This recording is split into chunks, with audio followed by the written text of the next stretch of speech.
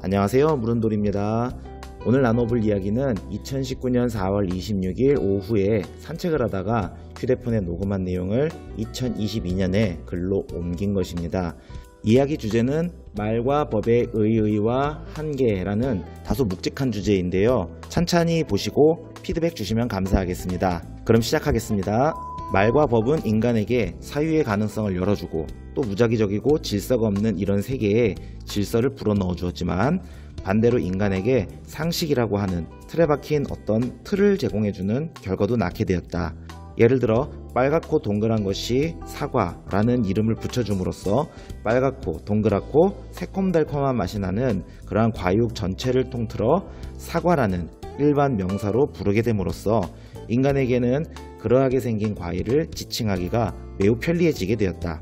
반면 같은 사과라 하더라도 그 모양과 맛, 색깔의 미묘한 차이가 모두 다 다른데, 그러한 것들을 전부 다 사과라고 통칭을 하게 됨으로써 사과라고 하는 그 존재의 가치와 의미가 사과라는 단어로 퉁쳐버리게 되는 결과를 낳게 되었다. 인간은 여기서 경계해야 한다. 사과라는 말을, 그러니까 우리가 어떤 세계에 대하여 이름을 붙여주고 그것을 말로써 지칭을 하게 되는 순간 세계를 어떤 프레임으로 바라볼 수밖에 없게 되는데, 그러한 프레임을 바라보는 방식은 권력이 생겨나게 하는 것이다. 예를 들어서 사과의 어떤 맛, 색깔 등등에 따라서 아오리, 홍옥, 부사 등등 사과의 이름을 붙이게 되는데, 꼭 그렇게 이름 붙이라는 법은 없지 않은가.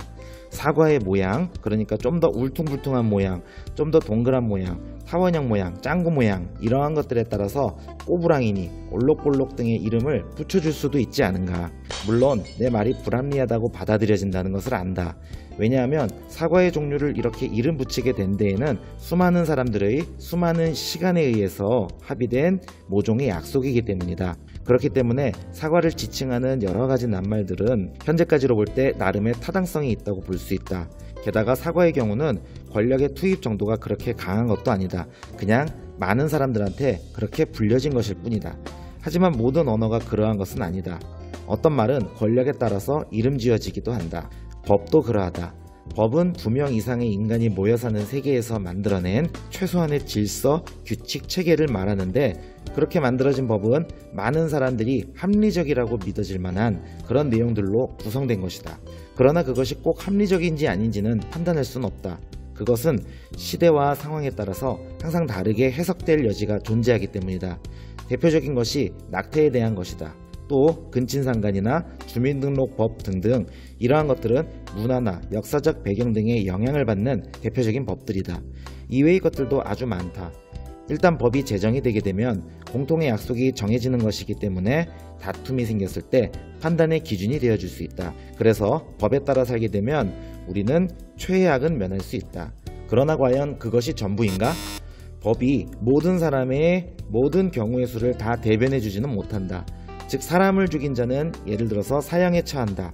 또는 물건을 빼앗은 자는 그 물건으로 대갚아준다와 같은 단순한 형태의 법률은 많은 사람들에게 크게 이의가 없이 받아들여질 만한 것이라고 믿어지는 성격의 법이지만, 현대사회에 한 국가를 아우르는 수백만, 수천만 명, 심지어 수억 명에 이르는 사람들이 함께 지켜나가야 할 법을 모든 사람들에게 맞춤형으로 만든다는 것은 현재로서는 불가능에 가깝게 보인다. 이를테면 전세와 관련된 부동산법은 많은 사람들이 주택 매매와 관련된 기준을 제공해 주기는 하지만 아직도 교묘히 법망을 빠져나가는 그런 예외적인 조항들이 존재하고, 거기에 따라서 쏙쏙 법들이 만들어져 갔다. 맨 처음 법은 단순했을 것이다.